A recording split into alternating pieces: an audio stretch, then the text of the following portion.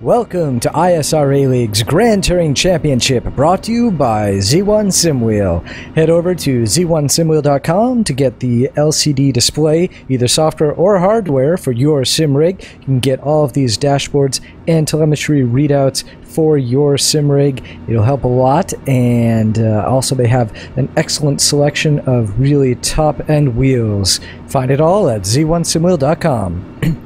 This is Race 2 of Season 10. We are at Silverstone, and we are doing the GP circuit. I'm Daniel Quaroni, and here with me are Anthony Muniz. Hey, welcome back. And Brian Carey. Hey, still wearing pants.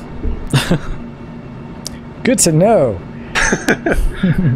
Well, we came back. We were coming back from Spa with Wyatt Foster taking the win there ahead of Daniel Gralti, Mike Gehring following in the third spot. Brent Briles, James Mines, Ryan Huff, Lance Snyder, Matthew Voigt, Jerry Morrisdorf, and Brian Carrier. How that race rolled out for the HPDs. Dimas Alana took the win at Spa in the Corvette.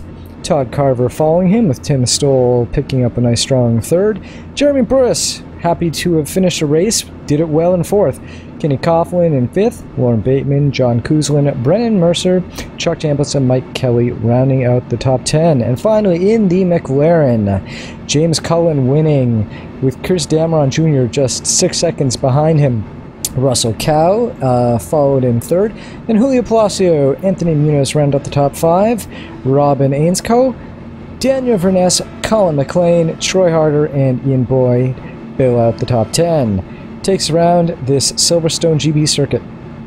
All right, well, you can see on there as of 2009, because this is no longer the current configuration, but it's one of the more classic configurations. We're actually running the GP circuit. Previously in our GTC series, we've won the Historic, which basically look down at Vale and Club. You can see the kind of gray area between 8 and 9. We used to run through there, but we're going to take the shorter or the slower route through 8 and 9, making Club a much more trickier corner to accelerate out of. And then also the Abbey chicane, turn 11 and 12 there. Previously, we just run off to the left there, flat out. Now we've got another chicane to deal with. So with this multi-class, McLaren, Corvette, and LMP, should make for a very interesting race here at Silverstone. Well, Wyatt Foster, unsurprisingly, taking the pole here in the HPDs. Brian Carey starting next to him on the front row. Then Mike Kelly and Daniel Gralti on the second row. Brent Briles and John Kelly on the third. Daniel Gralti, Brent Briles on the third. John Kelly, James Mines on the fourth. Brian Huff and Ryan Corns on the fifth. And I did mess that up. So, actually, there we go. All right, and for the Corvettes, it's Todd Carver and Mike Kelly on the front row. Todd Carver taking the pole there. Dimas Maulana and Lauren Bateman on the second, with Timothy Stoll and Jeremy Burris on the third. John Kuzlin and Brendan Mercer on the fourth row, with Mike Taylor and Chris Dorsey running out the top 10 for the Corvettes. All right, James Cullen taking the pole position by 147.1 there over teammate Daniel Verness. Chris Dameron Jr. and Robin Ainscoe on the second row. Russell Cow and Corey Davis on the third. Mark Payne and Renee Weisblog on the fourth. And then Troy Harder and Andy Fuller making his first McLaren start, rounding up the top 10. It's all just a bunch of names. Can't keep them straight. All right, well, speaking of keeping them straight, we can see that the McLarens are keeping a wide gap between themselves and the Corvettes, just in case there are any problems up at the beginning of the field at the start of the race. Yeah, these Corvettes here at Spa, we had the LMPs on low downforce, which meant that they had a slightly higher top speed than the Corvettes, which is very handy in lapping them. Unfortunately, for most drivers here in the LMP, that's going to be a medium downforce track, which means top speed will go to the Corvettes, whereas the LMPs will have a much higher cornering speed, so Corvettes don't want to make sure they don't run over the slower LMPs at the start. And that's a nice, look at that flag blowing in the breeze there. That is, you can tell it's really windy out there today, so you're going to have to watch out for those crosswinds out there.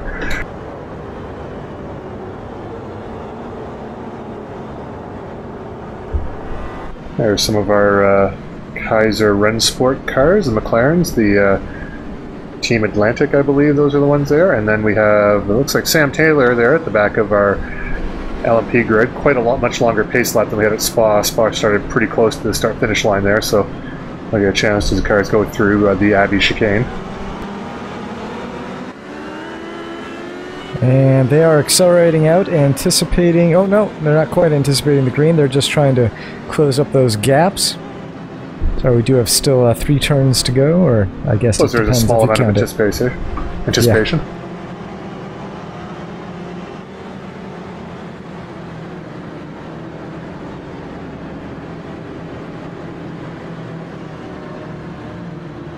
There we go. Now we've got the clock on the board.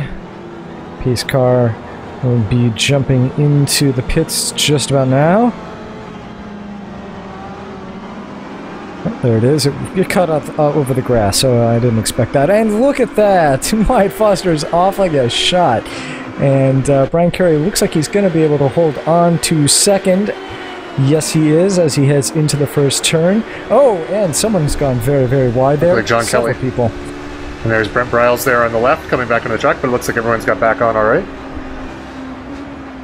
Looks like Brent Briles is going to lose a couple positions there as a result of going wide. I think John Kelly got away. Actually made up a position, it looks like. Yeah, I was going to say, I think he got away with his mistake there, and he's currently running in 4th place right now, so a bit of a gap between 4th and 3rd place, but it's a good thing that he didn't manage to spin. It's pretty slippery if you get out there on the AstroTurf, so he was lucky to jump over that and get onto the tarmac that they had there on the outside. I'd also like to point out, too, to those watching, and Mike in particular there, he had jumped me bad on the start there, but I don't know if he felt guilty or thought he was going to get a penalty, but backed right off. But him being in the other line, as long as he doesn't pass Wyatt up ahead, he should have been fine, but he's going to make his way past John Kelly there. But yeah, as long as you don't pass the guy directly ahead of you, you should be able to go on the start there. So I felt bad because he lost a lot of positions, even though he had essentially had me for breakfast there at the start. I was looking down at... I dropped something on the floor, I guess. I don't know what happened. And a nice cutback move there by Mike Young as he makes his way past John Kelly through the Abbey chicane. Looks like another Red Bull car of... who was that? Dan Geralti. No, that was James Mines just behind John Kelly, who was looking to get past. Wow, okay. Chris Damron Jr., we didn't see it on the replay, unfortunately, but there was contact between Damron and Verness. They're at the start of the race, so they're going to have to battle their way back from the back of the field. Right now we're watching Chris Damron Jr. with Carl Mumbauer as they battle their way under the bridge. It looks like there's a Corvette just behind them as Damron makes a nice move there going through, I believe that's Priory. That's Mike Young in the Corvette. I believe he started from the pit lane, so he's got a lot of work to do to catch back up to the Corvettes. But like I said, a lot of these, we pointed out earlier in the, I think in the Spa broadcasts, through the corners, the McLaren is better or just about the same as the Corvette, so going to be tough for some of the Corvettes to lap the McLarens here, so it'll be interesting to see how that plays out throughout the race. Alright, something interesting to say there, but it'll come to me. Maybe. Oh, the paints, that's it. Just so you know, we got, was pretty hard on people for the paints there, and you might think, look at all these people with good paint schemes, and they kind of listened to me. Well, they didn't really. Anthony was nice enough to kind of contact some of them and just throw some paints on there to make sure that they looked a little prettier there. And that's why you saw Chris Damron Jr. with the NOS energy drink sponsorship there. Not because he's picked up a new sponsor, but because Anthony was, like me, tired of looking at a plain white car. So actually, I think he picked that one himself. That was one that he picked out. So, yep. Well, you're suggesting. True. And here's a good three-way battle in the Alon P2 class. There's James Mines right there in the 84 Red Bulls. He was fighting hard with John Kelly, but Kelly putting on a strong defense here in the opening laps. Also, Ryan Huff was just behind looking for a slight mistake from either of those drivers to find a gap to slip through. And here in the Corvettes, Brennan Mercer, and he's fighting just by... Ooh, goes a little bit too wide there going through Pryor. He's going to spin because of that. Gets on the grass. With the old Papyrus default number there. Yeah, that was... unfortunate mistake there. He's going to lose quite a few positions. Depending on how close these McLarens are, he might be waiting a long time to find a gap. There's Chris Damron Jr. trying to look underneath Anthony Muniz there. Looks like he might have him into Luffield. Or is it no second Priory there? I think. And this is Luffield. No. Yes. I should really look at a map again. So it's two Priories, then Luffield is the big 180 there at the end there through Woodcote here, I know for sure. Into Cops, which is turn 1. And Anthony Muniz is there driving through some magical bollards, and looks like Damron Jr. has that spot that puts him up to 10th position. And on board, Corey Davis. He's the best of the Kaiser entries here, running in P5, just behind Russell Cow. Looks like he's also picked up a new livery for this race. And there's Dan Gralty with the yellow roll hoops and yellow nose in the front of his. Going and backwards. Spins, goes into the second priory. Oh, and he's going to have to wait a long time there as he's on the inside. Oh, he's coming out the wrong line. Oh, he hits his teammate. Oh, wow, that's very unfortunate. Wow, that was probably a ill-advised move there, trying to sneak back onto the circuit. I know visibility is not the best in those cars, but never want to take your teammate out. No, and also you don't want to do that when, just so you know, when penalties get reviewed. Typically, they go to the number 11 right there, but yeah, I'm sorry, Dan, but we caught that on tape. That was right there.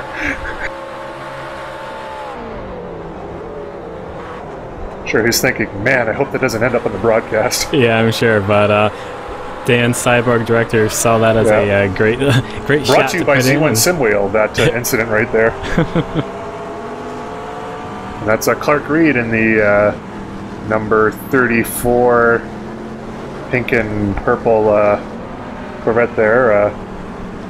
No, I think it's a default iRacing paint scheme, but since Clark has basically run that basic paint scheme for his Ford GT days as well, so I'm cool with that one, that's fine there, but unfortunately for Clark, he's dropped back quite a bit. And back on board with Corey Davis, still in P5, he's fighting with Mark Payne. So it looks like Payne lost that position to Russell Cow, who's just in front there as they head through Cops. Very tricky corner to get right, Cops. You can see that was Karl Mumbauer running wide through that corner, and you lose a lot. He's still getting on the dirt, losing a little bit of time there as Verness sneaks around as on the outside as they head into turn 2, and now Maggott and Beckett. But turn 1, very difficult to get right, and if you don't get it right, you can lose quite a bit of speed going down towards the Maggott and Beckett's. So that's a pretty crucial part of this circuit. And going with up to some Corvette battles now. Here's Chris Dorsey. He's currently running in P7, and just behind Jeremy Burris, who also he's picked up a new livery for this season. I'm actually quite a big fan of that. Looks like the replica of the Belgian Audi Club GT3 car. So I'm a pretty big fan of that livery. Nice choice there, Jeremy. Still a Corvette, though. Definitely still a Corvette. And speaking of Audi, looking back for Matthew Voigt, we have Ryan Corns there. These guys didn't have enough of their battle at Spa, so here we go again. Round 2 here at Silverstone with Ryan Corns drafting up pretty severely on Matthew.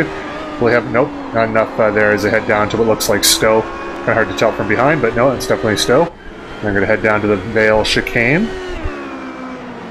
So as we follow Ryan through here, so Matthew Voigt goes a little wide of the apex here. Ryan's going to have a little bit better run going through the second part here. And accelerating through Club is very, very difficult because it's turning and you have to really accelerate the whole way. If you stamp on the gas, you'll probably spin out, so you have to feed the throttle in very carefully there. Ryan had a little bit better run going through there, going into the Abbey chicane. It looks like he'll take it. Yep, he's able to hold on to the apex there, and Victor Beltran there is coming through as well, it looks like. It looks like he fancied a look up on the inside there, but Voigt was able to hold him off. On board with Troy Harder. He's trying to fight his way up the field. Looks like he's challenging with, this is 74 of Rene Weissflog. Can't quite get it done going into turn 2. Weissflog will hold on to that position as they head through Maggots and Beckett's. Just keep quick cuts over there to that flag in the breeze there, just to get the update on the wind direction change. Looks like it's still blowing heavily to the... I don't know, that direction. North, I think, actually. I think it's that's north, yeah. Here's the man of the hour, Dan Gralty. Actually looks like he's for Dan, it looks like he's none the worse for air, and he's coming right back up on Brent Briles here. I'm going to have to paint the front of that, instead of yellow, turn that to chrome again, because, it's not exactly what happened there. But anyways, we're back to another battle here, Troy Harder and Rene Weissflog.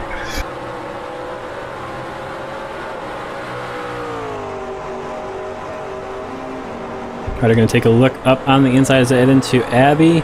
And he's going to get on the outside forces, Weissflog wide, and going to take it as they head through the second part of the Abbey chicane there. That moves Rene Weissflog down into P7. Oh, it also looks like a couple of other cars. That's the overall leader, Wyatt Foster sneaking through there. Also going to lose another position there to Colin McLean, who's going to try and battle back on the inside, but he's going to be back on the outside for Laffield. So probably going to fall down into P9 there as he got caught out by a couple cars, lost to Chris Dameron Jr. and Colin McLean as Brian Carey also comes through the middle of the McLaren pack. Looks like Colin McLean into the pit lane early. Not sure what the reason is for that. I think that's an interesting pit strategy there because I believe with the fuel tank, he can make it to the end from here. So Colin McLean choosing a very early pit stop. Let's see how that works out for him. That's very early. We'd had 100% fuel tank. These McLarens, that's the ones, could make it to the end, but we've reduced the fuel capacity to 90%, which means one pit stop. And I think that's Colin's one and only pit stop. And Beltran going very wide as he headed through cops as he was trying to make a move there on Matthew Voigt.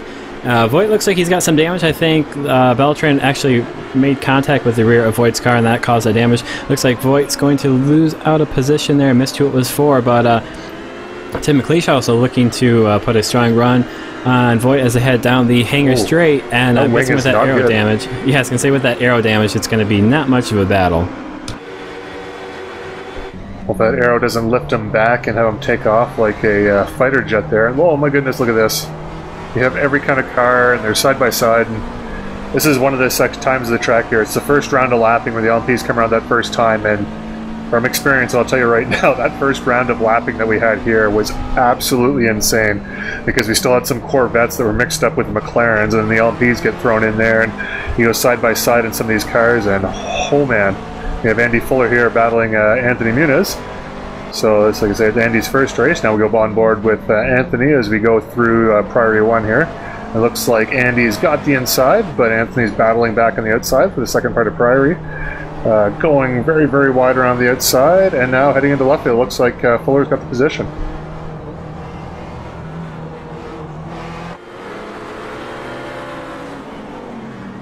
And Chris Dorsey into the pit lane early, so he's making a early pit stop strategy similar to McLean. So that should be his only stop of the race as he fills up a tank of fuel and he'll run that down to the end.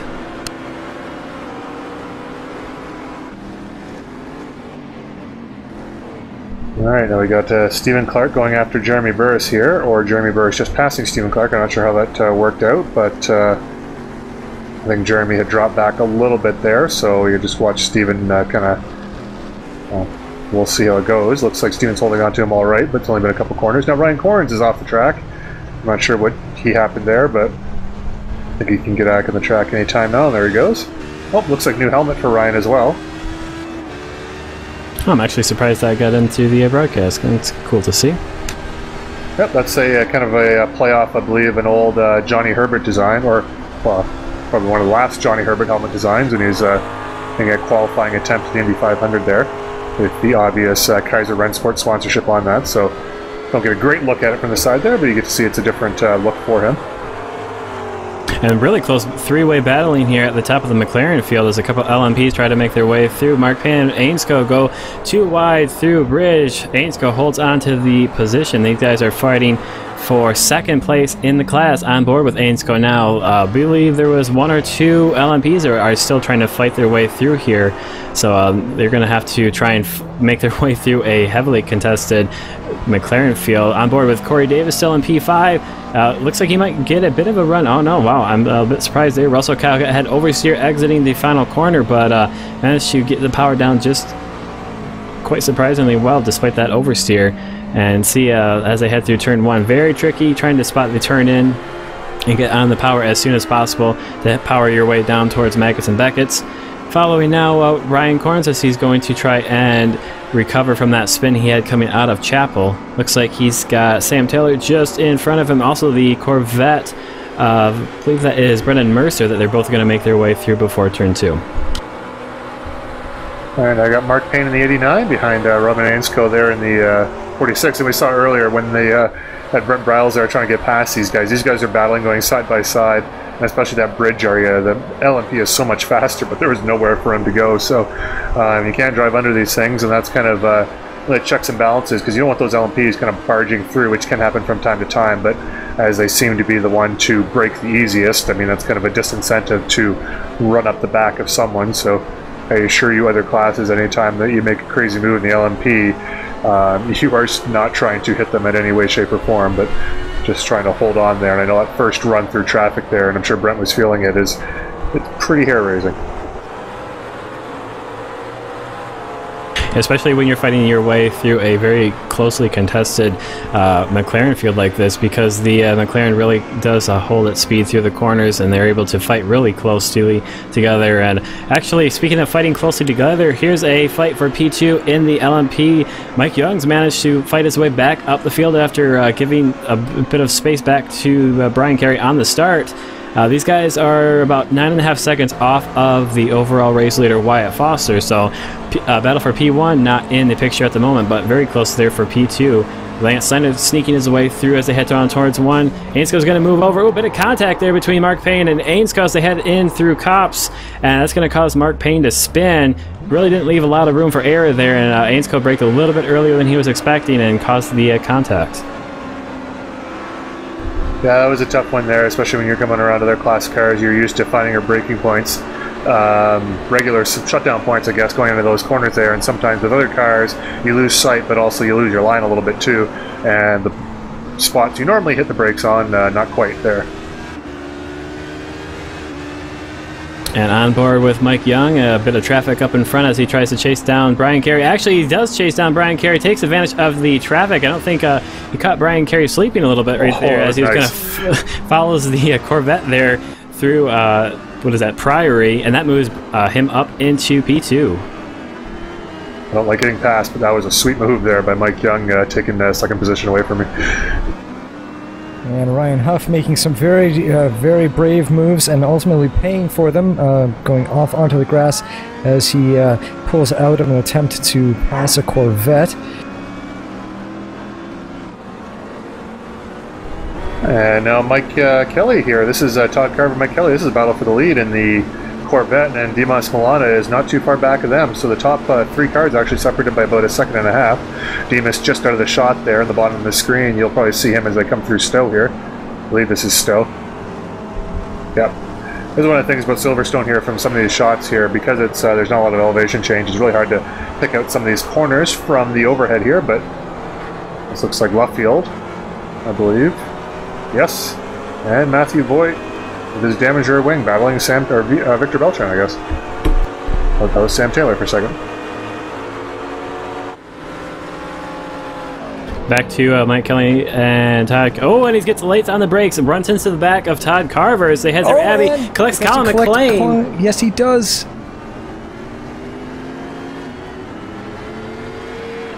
Well, that was quite an incident there. A few cars involved. Looks like minimal damage there to Mike Kelly. Todd Carver, I'm not exactly sure what happened. Looked like pretty light contact between the two Corvettes, but I think there was a bit more significant damage there to Colin McLean there in the McLaren. So I think he just a little bit too late on the brakes or locked one of the tires up and slid into Todd Carver there, who was currently leading that class. So unfortunate. But hopefully all those guys can recover without too much of an issue. Yeah, it looked like he wasn't anticipating that, well, McLean was ahead of, I'm sorry, who was it besides McKelly? Todd Carver. There we go. Okay, so ahead of Todd Carver was Colin McLean, and I don't think Mike quite anticipated that he was going to have to brake when he did in order to avoid hitting McLean and take the inside, and then that's where that all went down. As we see, back shot from Kiss Dameron Jr.'s car, and we've got Mark Payne right there recovering from his spin. And speaking of recovering from spins, we've got Clark Reed off on the grass, and well, actually taking quite the shortcut there, but he won't get docked for it since he's lost quite a bit of time due to Something about a pink car in Texas doesn't seem like it quite goes together, does it?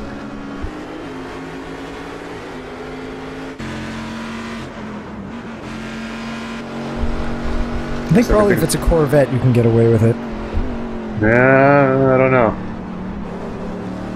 There was that episode of Top Gear where they drove through. It wasn't Texas, I think it was like Arkansas or wherever, where they drove through with the cleverly painted cars there. And oh yes, I think that I'm pretty sure that was Arkansas actually. Well, it didn't go so well for them. They didn't Or just Alabama paint the or something like cars that. a bad No, color. no. They wrote some stuff on those cars. Yes. And none of them were Corvettes. No. See, Well, would have changed everything. let's go try to see what we find out there. We'll take a Corvette, we'll paint it pink, and then we'll drive through Texas and see what happens. Brought to you by Z1 Sim Wheel, so... Russell, if you want to bankroll that for us, that'd be fantastic.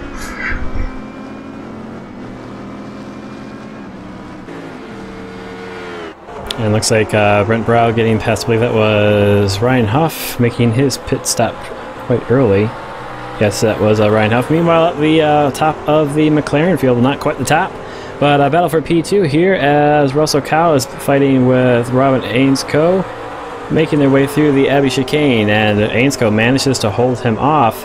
And just not too far behind is Corey Davis, who's running in P4, so it's almost a three-way battle. A bit further back in the McLaren field, Damron Jr. holding off Mark Payne, but only just. These guys are fighting for P6 in class, so quite a few heavy contested spots in the GT3 field. And we mentioned it in the Spa broadcast, but we didn't quite see it as much as we are here. The McLaren field, very, very competitive.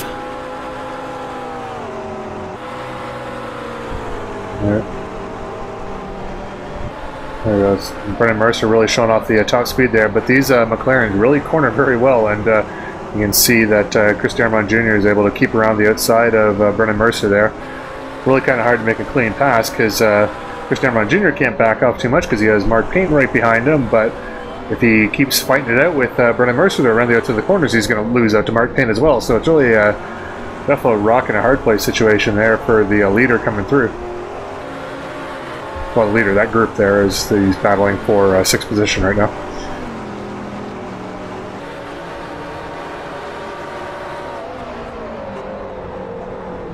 Ooh, and a dive up the inside as they head through Stowe from Mark Payne. Couldn't quite get it done. Damron holds his line very secure on his car control. Payne still looking to see if he can't get a advantage there on Damron as they head into the Vale chicane, now making their way through Club. Looks like Mark Payne's going to have a pretty good acceleration exiting Club as they head down towards Abbey, as he forces Damron Jr. a little bit wide, but as they head into the Abbey chicane, he's going to be on the outside, so it's going to be tough to make a pass here. Yeah, he'll be looking to cut back and get a good acceleration off the corner. Doesn't look like he got it good enough, though, and he'll be following Darmon at least for, I'd say, 2 more corners, maybe 3 now. Holy jeez, that's got really loose there. Able to hold on, but you can see how much time he lost by that happening. Now we've got Ryan Corns there up to 9th. Now running down Tim McLeish.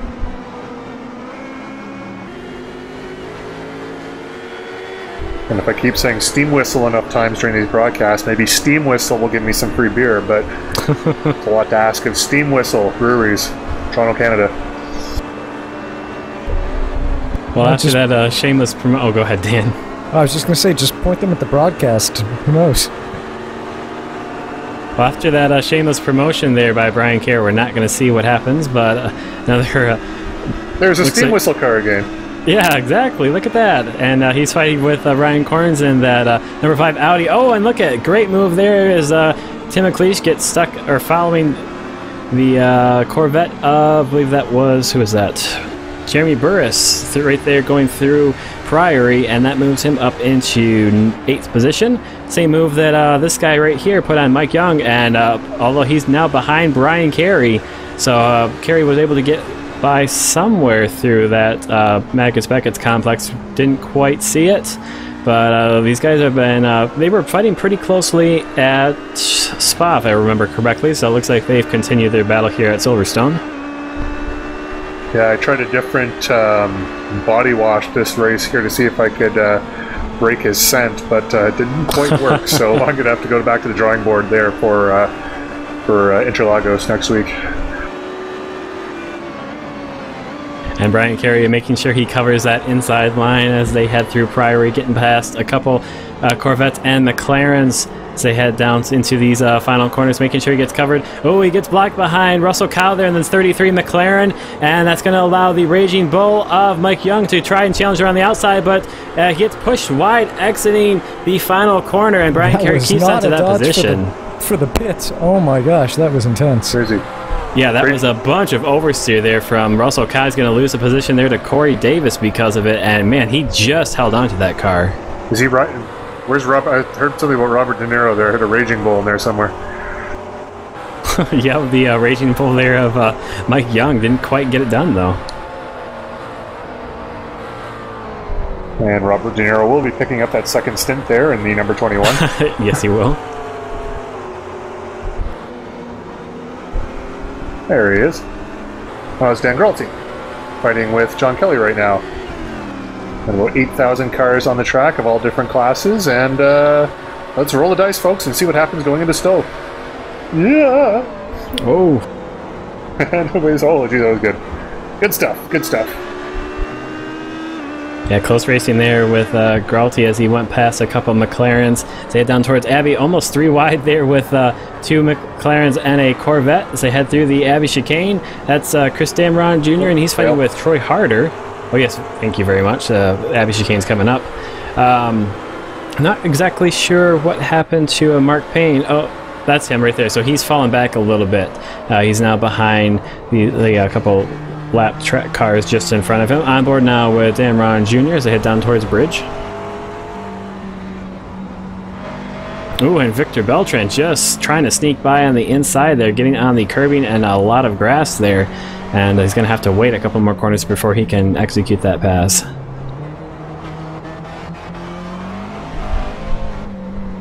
Where did he go? Where did he be by now? Oh, there he is. Oh, and Chris Damron Jr. definitely not making it easy for him here.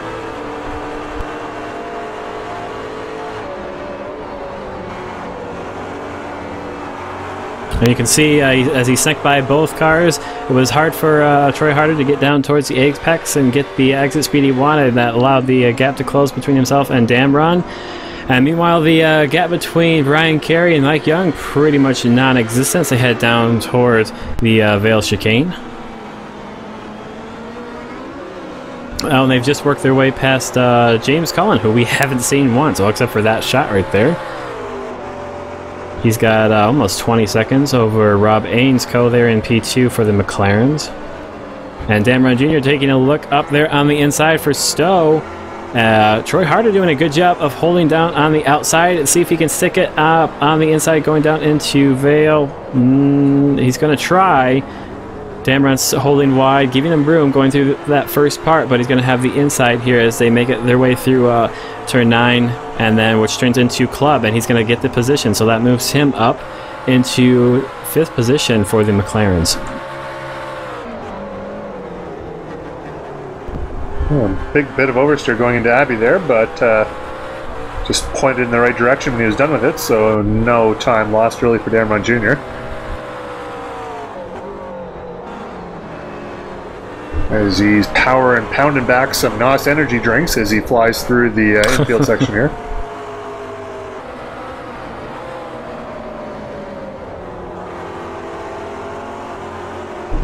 Are you back, Dan? Was I ever gone? Someone just joined the channel.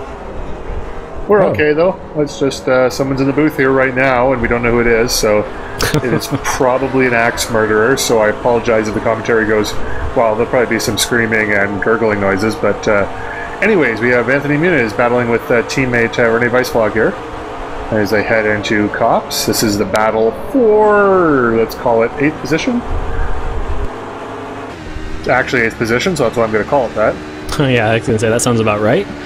Now back with the battle between Mike Young and Brian Carey. Carey getting a little bit held up there behind the Corvette of Tim Stoll, number 77, and he's going to pull along the outside here as they head through Priory. Gets a nice line, ends up getting a nice line through there, but unlucky for my colleague Brian, Mike Young wasn't held up at all, so he's still right under that rear wing of the number 79 Audi. On board now with John Kelly, currently having a very strong race up in P4 at the moment. Looks like he's fighting with somebody, goes very wide there through turn 15 Brooklands, and that allows Daniel Gralty to sneak by on the inside. So Gralty having a pretty good recovery race after that pretty significant incident there at Brooklands. Brooklands, that's it. Okay. I think I've got back onto the whole track here now, corner name-wise. And this time it was Anthony with the commentator's curse, as he said how good John Kelly was doing in the race, as he, well, it looked easy for Damron Jr. there. He must have fallen back behind him, because he had got past him earlier, had he not? Yes, he had, so that's the second time that Harder is losing out to Like Groundhog Day here. It is indeed, yeah.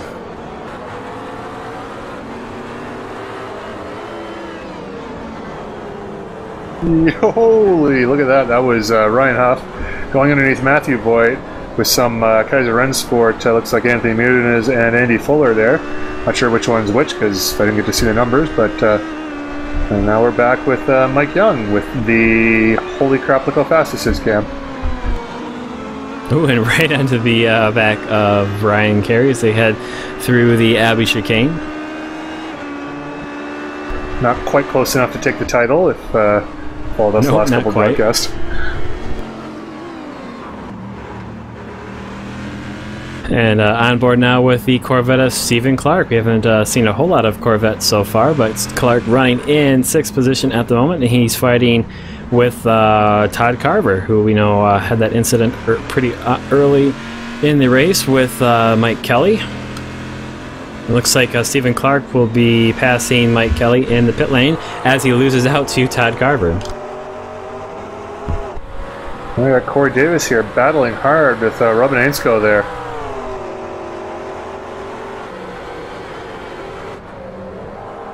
Davis taking a peek up there on the inside of the Abbey chicane on the brakes a little bit earlier than Rob was, so not going to get the pass done, but Corey Davis currently running in P3 in the GT3 class, so he's really the top Kaiser driver taking it to the fight, taking the fight to everyone else here at Silverstone. Troy Harder seems like he's off the pace.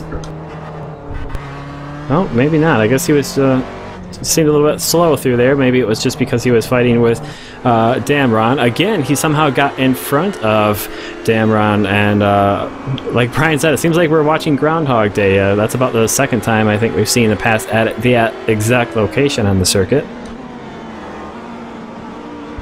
So those of you watching at home, you are not having a stroke. This is actually happening multiple times.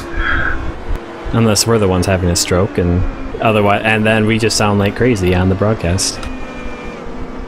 Yes, anyways, enough talk like that. So, yeah, there's cars. They're going around corners right now.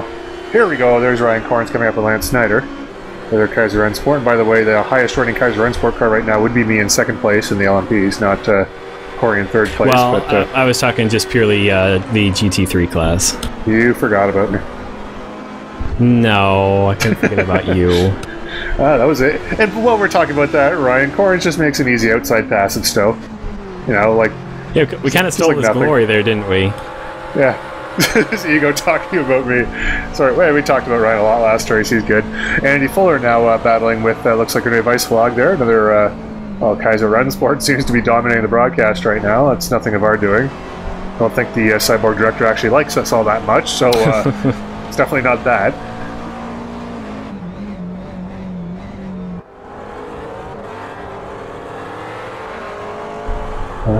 It's quite the grouping of cars right here. Andy Fuller, with a successful half season last year in the LMP, decided to try a full season here in the McLaren. Once it was out, find a new challenge there, but he's having lots of close battles happening all over the place here.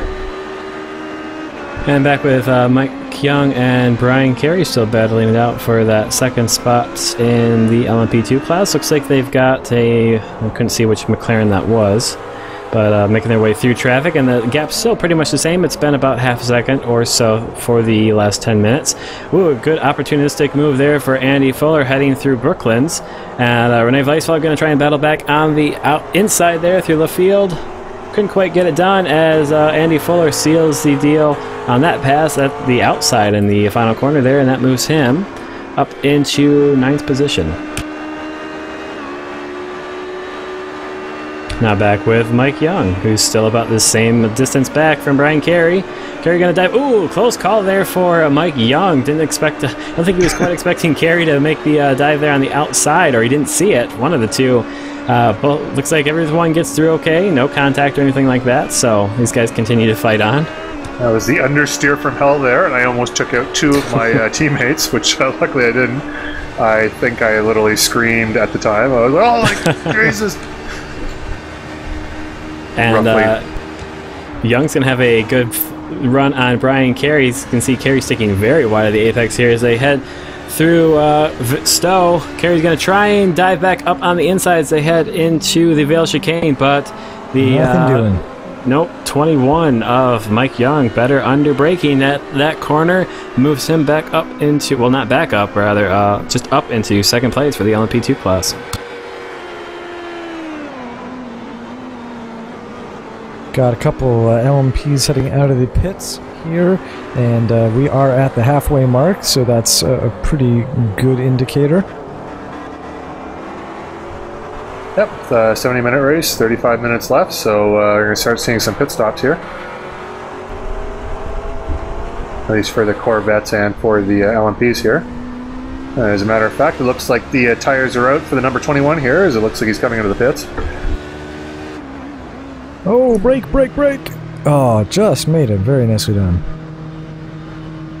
Yeah, it's those straight-in pit lanes. Sometimes it's very easy to get kind of time your entry to those cones there, because you don't go brake too soon and lose a lot of time, but at the same time, if you brake a little later, you can get a pit lane speeding penalty, which would be just as, or far more disastrous, I guess. Hey, Tim McLeish and Lance Snyder back from Season 6. These guys in the LMP used to dominate our broadcast here by running nose to tail for the entire race.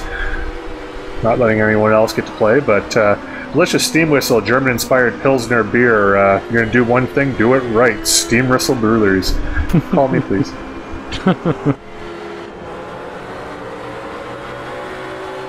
I think we're doing a pretty good product placement for those guys this broadcast. Let's go back to a little bit of racing. Oh, Brian Carey gets caught out there by Russell Cowles. He tried to, well, I don't think he was really trying to sneak by, but it just didn't caught out by the speed difference, I believe. And of course, Carey was hoping, I'm sure, to try and run a couple of quick laps here so he can jump the 21 of Mike Young through the pit lane as he tries to sneak his way through here. But yeah, that was a close call there for Brian Carey. I'm not sure. Actually, I think Russell missed his braking there going into the Vale chicane and slid up into the side of me there. It's kind of one of those hard things too, is because you have Stowe going into the Vale chicane there, so the easiest thing would be to pass someone on the inside of Stowe when they run wide. However, that puts you on the outside for the next sharp corner, which is Vale, and I was on the outside there and didn't miss his braking by much, if maybe like a couple inches, but still coming right over to the right hand side there is big block thrown by Robin Ainskow there. Corey Davis nowhere to go on the outside and able to hold on a position there. Very hard to make an outside pass there through Woodcote because the track naturally tracks out. Robin just able to track right out to the exit curb there, and momentum didn't allow Corey to cut back to the inside. So Robin holding on to second position for now, but it looks like Corey Davis is all over him. And speaking all over him, this is a different battle with Chris Damron Jr. That's good to see. Yep, he's fighting his way with Mark Payne, who we know fell pretty far back in the McLaren field after contact with Ainskow at pretty much that exact same part of the circuit. So Payne currently worked his way back up to P6 at the moment. Of course, with the different fuel strategies that the McLaren can use in this race. I'm pretty sure he hasn't made his pit stop yet, so we'll have to see how that plays out. With the 90% we have, is I think almost impossible, unless you're really trying hard to save fuel, to do the race on without stopping. So, but other than that, you can really stop anytime you want. We saw McLean stop after 10 minutes of the race, so we didn't get to see how that worked out because he got bounced around like a pinball several times, and I think he's yeah, I guess that's a good point. So fuel strategy wide open, but fuel strategy will not work if car impacts other cars multiple times. Yes, exactly. It's right out of the Ross Braun handbook right there. All right, here it's round 2 here, coming out of this is where it happened before. I don't think Corey's nearly as close as he was before. Oh, he's not?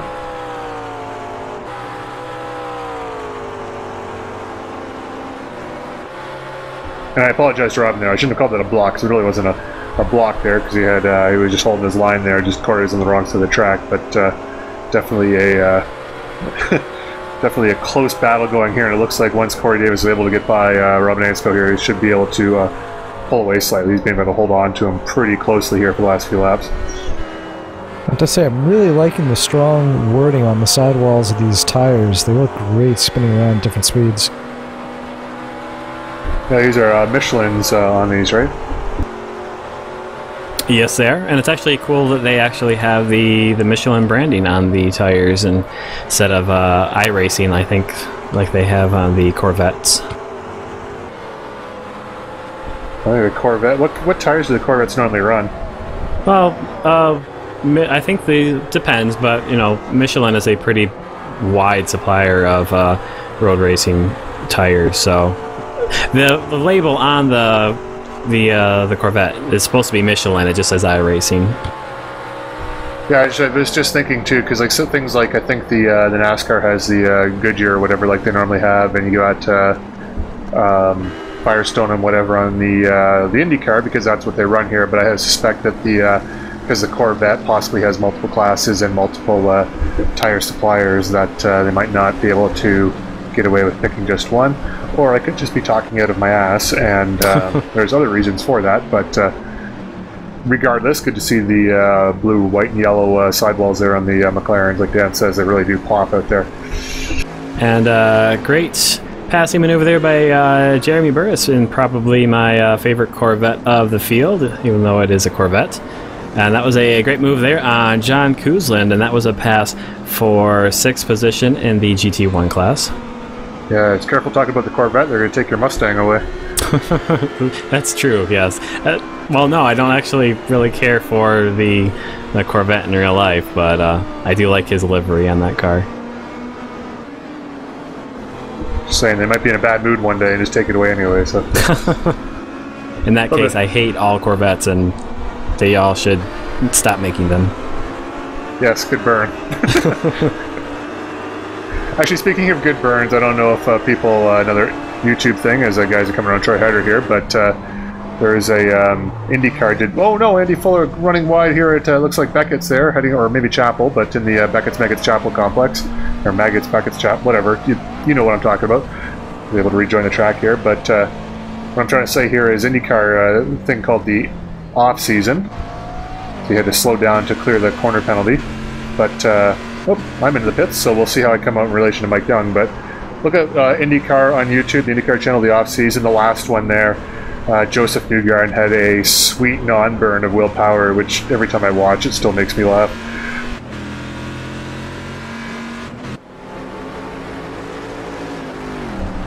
And back to John Koosland there, sticking with Jeremy Burris. So,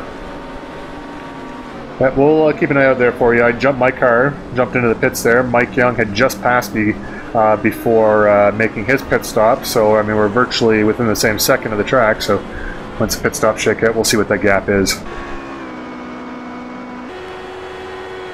And speaking of iRacing branded things, if you're going to the Penny Arcade Expo this weekend, check out their booth. They said they'll have a surprise there, but not the fancy motion whip that they had the last time they were there. Where is that, by the way? That's in Boston. My home turf. Well, Lance Snetter into the pits, Ryan Huff into a hybrid pit of track and pit, only going out of the wall there. That looked a little crazy, but Ryan looks like he's able to hold on to that. Getting around some lap traffic there. Also picked up a spot there on Tim McLeish, despite having a little trip through the grass. So good move there.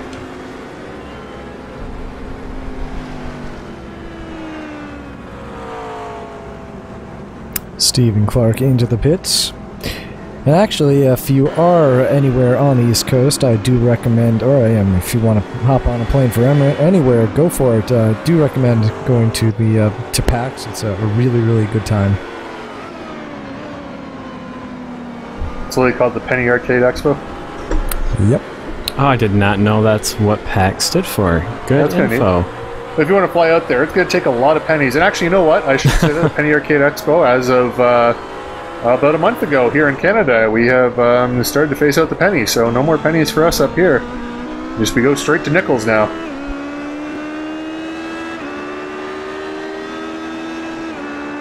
So they will now die a slow and painful death. So last dance, it sounds like an interesting event, although it would take a lot of pennies to fly out there, even to Boston from here. Oh man, and Wyatt Wyatt Foster there, yeah. Well, it's good to see Wyatt Foster. He's look, he's on the track. No, he's definitely still there. And it looks like my car came out about 5 seconds ahead of Mike Young right now.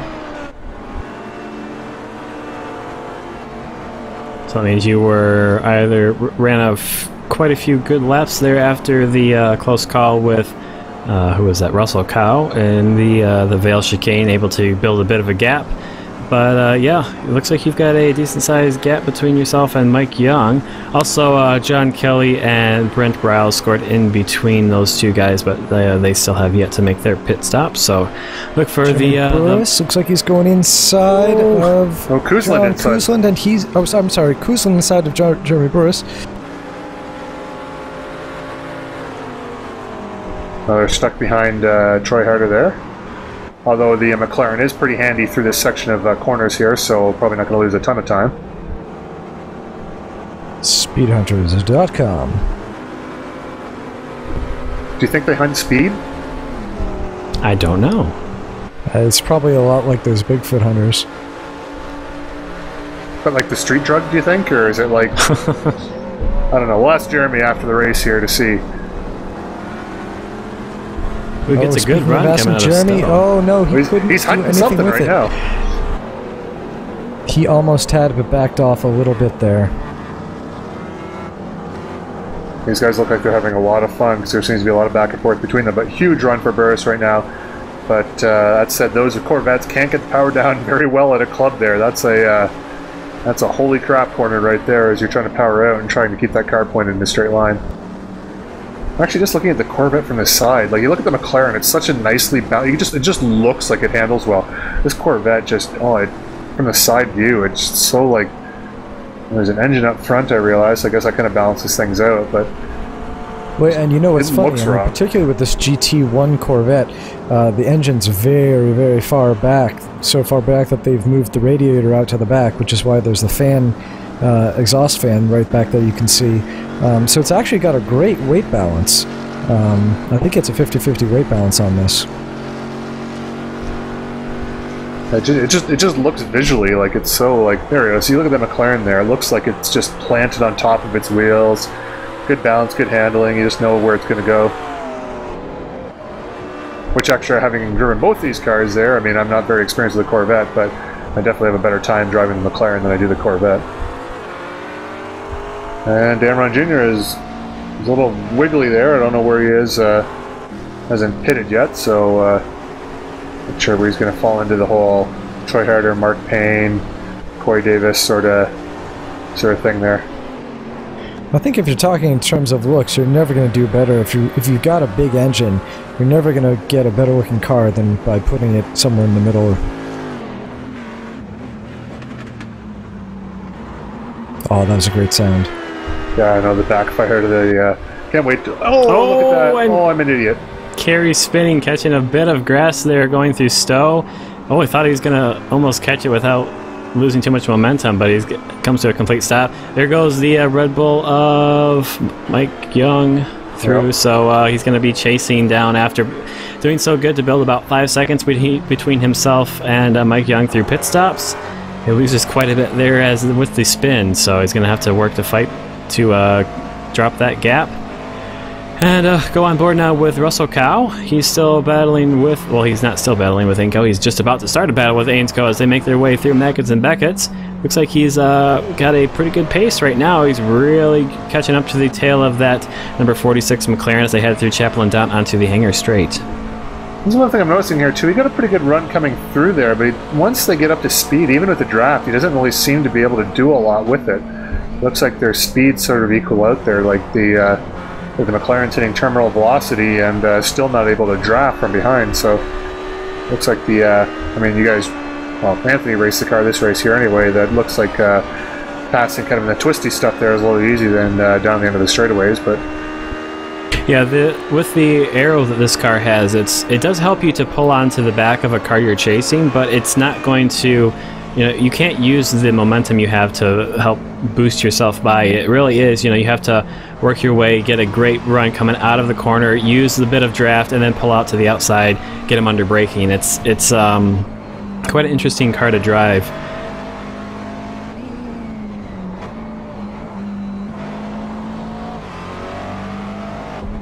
Yeah, also sounds pretty cool. But yeah, so iRacing was really updating the sounds there. That V8 supercar sounds fantastic.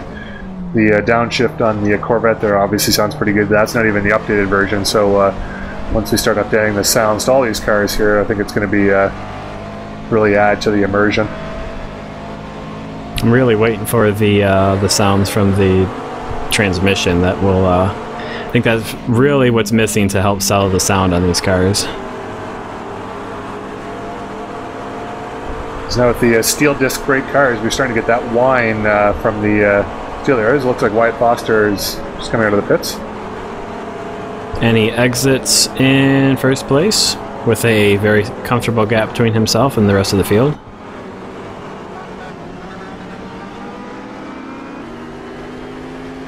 And Brent Briles pulling into the pit lane for his only stop, and Mike Young and Brian Carey will be going past.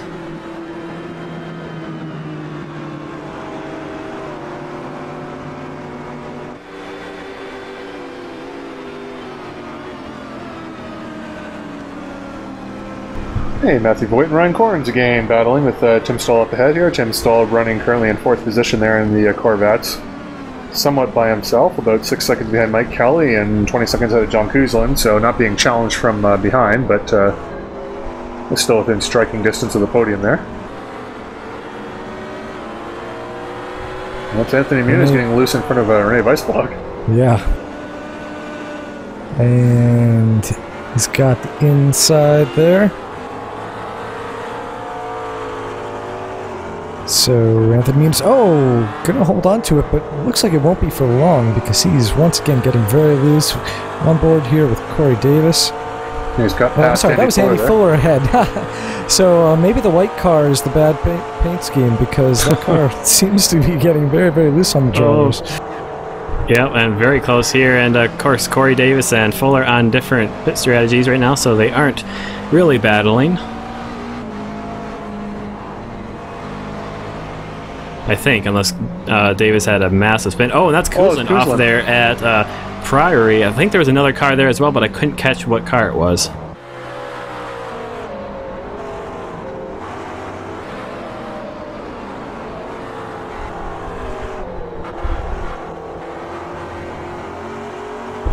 By the way, just so you know, in these McLarens here, James Cullen is in the race, but he's run out to a huge lead. Yeah, we caught about a half-second glimpse of him, I believe, when we were watching you and Mike Young at one point, and that's the only time we've seen him. Chris Damon Jr. doing a diving look up on the inside, going into Stowe, and he gets pinched out there by Russell Cow as he holds on to the sort of the outside line, maintains that 3rd position in the McLaren class. Actually, speaking of which, Tim Stoll, as I said, he was about 6 seconds behind Mike Kelly. He's just under a second behind him right now, so I'm not sure what happened to Mike Kelly, but Tim Stoll is right there with him at the moment. There's Mike Kelly. Looks like he might be caught up in a bit of GT traffic. He's got, I think, 3 McLarens just in front of him. There's Matthew Voigt just behind in the LMP. A little bit off the pace as with that aero damage that he has to the rear wing. Damon Jr. going to try an inside look up through the Priory corner. Not going to quite get it. And Fuller, who's still battling with Corey Davis, it looks like. Looks like he's struggling a little bit there to get through Club. And Corey Davis now gets by up into 5th spot. There's a recovering John Kuzlin there coming back through. Dropped down to 7th place right now. Russell Cow making his pit stop.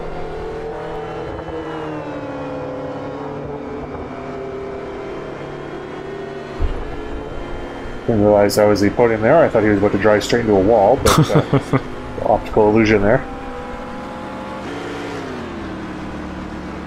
As the pit crew goes to work, you can see them really, at least I can see them anyway. I don't know about you, I assume everyone else can. They have pretty funny hats.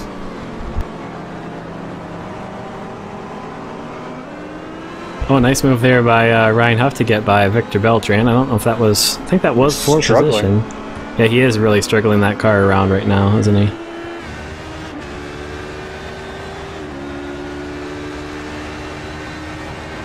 That actually wasn't for position. Ryan Huff up in 7th. Yeah, so that was just to put a lap on Victor Beltran.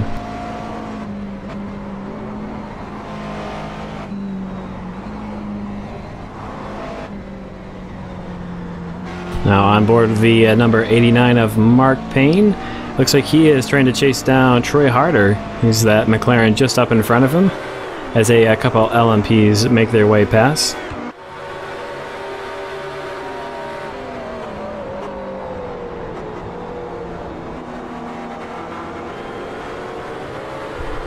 Well, we got another gaggle of McLarens and LMPs coming through them with cars going left and right and not knowing exactly where to put your car. Once you start braking for that Vale Club corner there, you really got to kind of commit to it. As Ainscoe now coming into the pits. Over him and Corey Davis were having a pretty tight battle there when Corey made his pit stop, so let's see where he comes out in relation to him.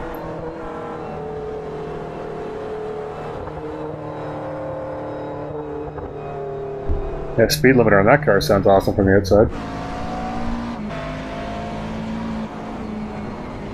Now back with Mark Payne. You can see Troy Harder still maintaining that gap, although Payne gets a great run as they head through Priory. Pulls right up onto the back of Harder. And it looks like there's another McLaren just in front. Who is that? I think that might be Rene Weissflog just in front. Yeah, there he is. I think he was actually the one that got caught up with John Kuzlin as he tried to make a pass on him through Priory, and that caused the spin. Ooh, gets a little bit of a lock up there as he brakes for the pit speed limit. Just for style. He just wants to throw a little flair to the fans. Alright, he's got a lot of fans. The garages are all even closed too. Just lazy. Wow, Johns. Kelly getting the two Johns there. Kelly getting a little pinched out there by Kuzlin as they make their way into the hangar straight.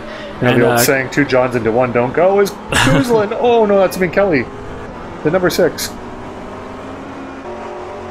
And Kelly was going to split. I believe he was splitting Kuzlin and Andy Fuller there as he made his way through Stowe and got oversteer and spun it.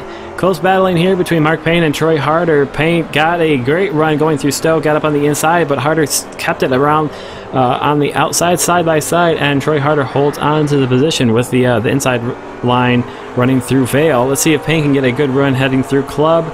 Looked like Troy Harder was struggling, but he gets on the power, and he should maintain that position as they head down towards Abbey. And yeah, with the LMP of... Oh, well, wasn't quite expecting that, but Wyatt Foster pulls back, lets these guys fight it out. I guess he is 40-some seconds in front, so good to see a little extra caution being used.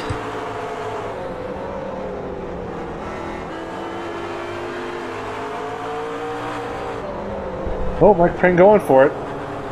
He's going to be on the outside for the next corner here. See if he has enough of a lead go through. Long apex there, so it's really hard to do an undercut through left field. Looks like Andy Fuller into the pits.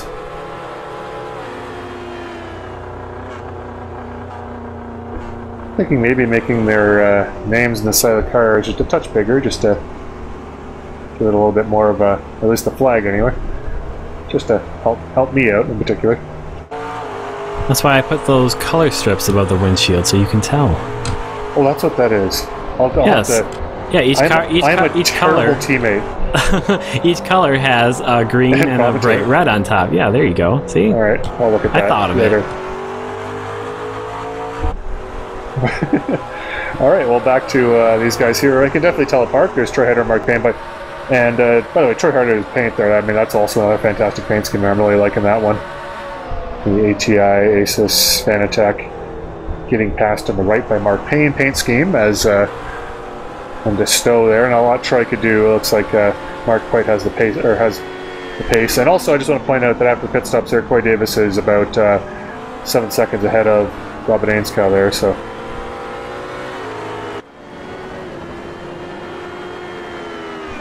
Recovering John Kelly, still in 6th position right now, about 9 seconds behind Ryan Huff.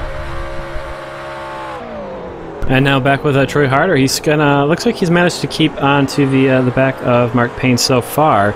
I just get the feeling though that Payne has a little bit more pace. Harder seems to be really pushing that McLaren to try and keep up with him. And the thing with this McLaren is the harder you push it, a lot of times, the further back you get from the guy you're trying to keep up with, just because once you overheat those front tires, it just you get a lot more understeer in the car. It becomes harder to stay consistent. So.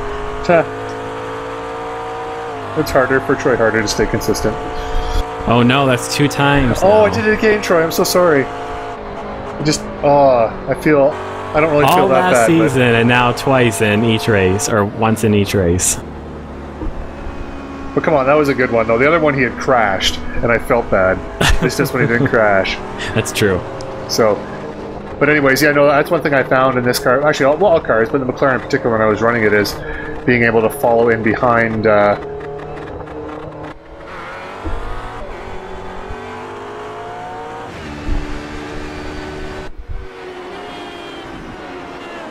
And Brian Carey, getting a lot of AstroTurf there at the exit of Cops as he's looking to chase down Mike Young.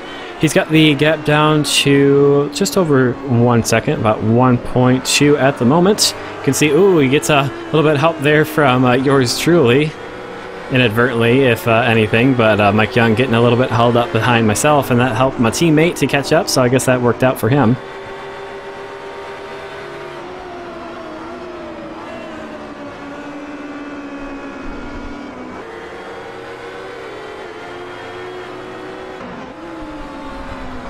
Now that Carey is closer, let's see if he's got the pace to get by. Both of these guys were almost running the exact same pace for most of this race. We saw a lot of close running between Young and Carey. So he's in the draft now. I know the draft isn't super important in the HPD or the LMP2, whichever you prefer, but we'll have to see how it plays out. There's 8.5 minutes left in the race, and about half a second separating these two, so let's see how it works out. Meanwhile, Corey Davis now right on the back of Russell Kyle. This is a battle for P2 in the GT3 class, and after this is a battle for position. Pit stops have taken place and everything. Everyone is done, so they are in their current positions fighting for their the spots, and really the battle at the top of the McLaren field has come all the way down to the end. Broken up a little bit there in the middle of the race with pit stops and whatnot, but it's coming down to the final minutes.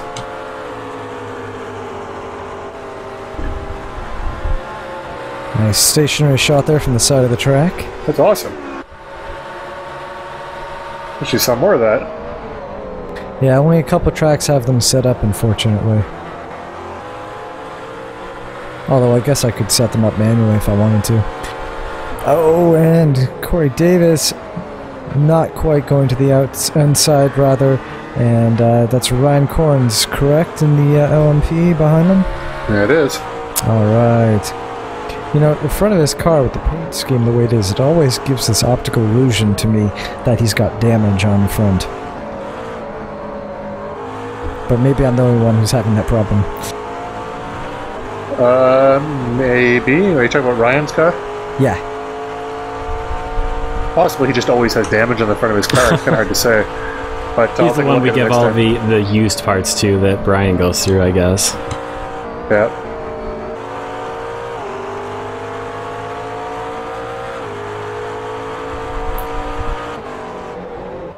That reminds me of, I don't remember what the race was. Oh, we'll keep on, we'll go with that story later. Andy Fuller and Renee Weisslog, yes, is going on the outside of Andy Fuller, but wow, Andy Fuller gets a much better run out of the corner, and that'll put Renee behind him, well, not solidly, but safely. This is the battle for second position right now, since James Collin is checked off and is in another, what do they call them? Are they counties in the UK? Still? I think they are. Well, whatever they are, James is off somewhere else. He's already driving another track right now. That's how far ahead he is. But so this is a battle on the track right now. Second position for the McLarens. So anyway, that damaged part thing reminded me of some race I saw where there was some heavy damage to a car and some pieces flew out over the barrier so that some fans picked them up, and unfortunately the security came and took them because the team wanted them back. Where was this at? And that's what I can't remember. I don't remember what race series it was or anything. At least when like it happens in like baseball or something like that, they want their bat back. Or at least they come back later with like a signed bat or something like that. So I think they do something for those fans. You know what it was? It was an Audi. It was the back window of an Audi, and it was in GT1 or GT. Yeah, I think it was GT1. An Audi R8. I don't know what sort of data could be gleaned from a back window, but I can see, you know, with Audi I just put it on my R8 that I totally have. Oh wow, great move there at the Vale chicane there by Rene Weisflog. Gets by Andy Fuller on the inside. Doesn't even have to go side by side through Club. Gets it done before they even were to the second part of the chicane. So great move there by Weisflog. Our co-founder has an R8. It's nice. It's all black, Batmobile-ish. And co-founder for kayak? Yeah. Okay. For this? I was totally kidding about mine.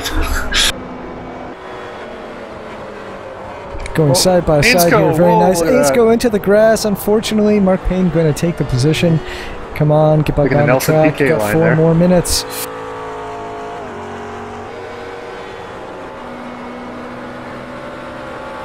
He's going to have to take a corner cutting penalty, so it looks like Troy Harder is going to get by him there. Well, you know, I mean, I think people are overcompensating for that because they're going to wave the flag at you, but he lost time during that, and so he really shouldn't. I mean, it'll pay it back, even if he goes full throttle. But well, yeah. So I think typically it's like what I found. It's somewhere between like a +2 on your delta. Will do the trick. So just a slight ease off in the throttle going through the corner there should normally get it to clear. If it doesn't clear by the next corner, then maybe you want to back off. But otherwise, just kind of, like I say, +1, +2 in the delta, it should do the trick. And unfortunately, that was just Ainscough bowing to pressure, very intense pressure from Mark Payne. But Damron Jr. is joining the battle here. This is second, third, and fourth now. I was just going to say, what are we looking at for spots? Second, third, and fourth? Because, of course, James Cullen is currently 46 seconds ahead of these 3 guys. He's in a pit lane having a sandwich right now, and actually, we always talk about that too, but my wife was actually watching the end of the F1 race today and declared that Kimi Räikkönen was by far her favorite because at that one time where he stopped for ice cream, and also in the podium he didn't spray his champagne, he drank it first and then suggested to the others that you're ruining my champagne and wanted to drink some more. I have to say, it's really good to see in this series the top 3, or not top 3, but second, third, and fourth, all this close with just under 2 minutes, or just over 2 minutes to go. Oh, Chris Damron Jr. looking to get his doctorate, but I don't think he qualifies. No, that wasn't. That's just good. He's too close. There's no sort of probing motion that's required for that sort of designation there. Oh, it looks like Russell Cow is off the track. Yes, it does. And Damron Jr. into second there from fourth in just a couple corners. Corey Davis, what was shown as fourth, now shown as third, so he's by Russell Cow now as well. Let's see if Russell Cow is able to battle back. That was almost 3 wide, I believe, there as they headed into Stowe. And that was a great bit of driving there by Damron to get by both guys in just a couple corners. And here's actually a late minute battle there between, well, it's not really a battle anymore, is it? Tim McLeish taking a inside line. We've seen that used a couple of times this race, and that move was Jerry Morsdorf. Yes, I think I said that wrong. Yes, Morsdorf getting by Tim McLeish there through Priory. And we've seen that move used a couple times. That moves him up into 9th position. Oh, it looks like Tim McLeish pitting at the last moment, so I guess he miscalculated his fuel, unfortunately, so he's going to have to make a splash. And we are now on the last lap of the race for most of the drivers here. Yeah, Wyatt Foster just came across the line, so actually for most of the drivers, still about 2 laps left, or somewhere between 1 and 2. And there's Corey Davis not letting Dameron Jr. go, and looking back, Russell Cow's about 2 seconds behind, so well, it's definitely not too far back. I mean, definitely anything can happen. However, looks like Dameron Jr. has it up ahead there. He's got the speed. Looks like Corey Davis has the speed as well, and Russell Cow would need something to happen to get those positions back. Yeah, it looks like he was really struggling to try and stay in front there, and once he lost his lead position. It's not really the lead position, but lead position to these two guys. They've managed to break away. Looks like Dameron has really, really good pace right now. Davis as well. They've managed to put, like Brian said, about 2 seconds, and that gap, it looks like it's only getting I guess it's saying a little, roughly the same, 2.2 at the moment. Meanwhile, Brian Carey and Mike Young I think we just jumped on board with them real quick. If not, I'll update you on them anyway, since they were battling so close for such a long time in this race. About 2.5 seconds separating them, so Carey not able to close the gap to Mike Young. Mike Young doing a great job holding on to that P2 spot. And really that can be considered a win in the LMP2 class, with Wyatt Foster being as quick as he is.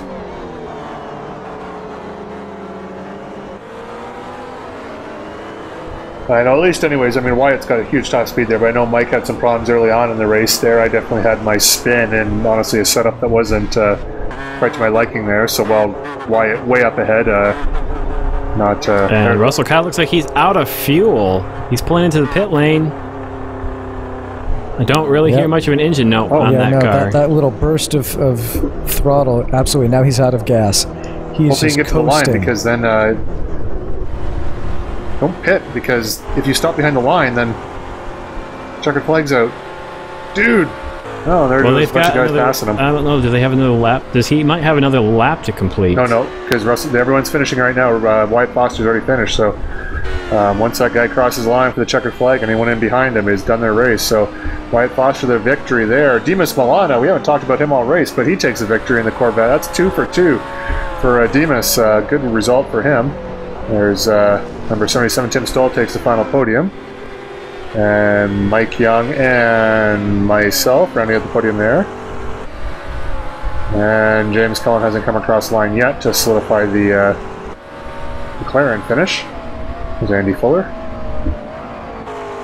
There he is. And then we have all our podiums left. Very nicely. So we've got James Cullen, then Chris Dameron Jr., then Corey Davis for the top 3 in the McLarens. And let's see, Mark Payne 4th, and Troy Harder 5th. As folks start to filter back, we check it out. Now we've got the drop week factor in here. So Wyatt Foster, having won 2 races, is still solid at 25 points. Daniel Giralty is trailing by 3, and Mike Young picking up an extra point here compared to Daniel Giralty because of alternating second place finishes, so they're both tied for second. Demas Milana, similar situation, he's at 25 points. Todd Carver getting, I guess, 2 second places, so there he is in second. Timothy Stoll, he's 2 thirds, so there he is in third. Jaron Burris, 2 fourths. Wow, this is just exactly the same as Spa. And finally, in the McLaren, James Cullen also.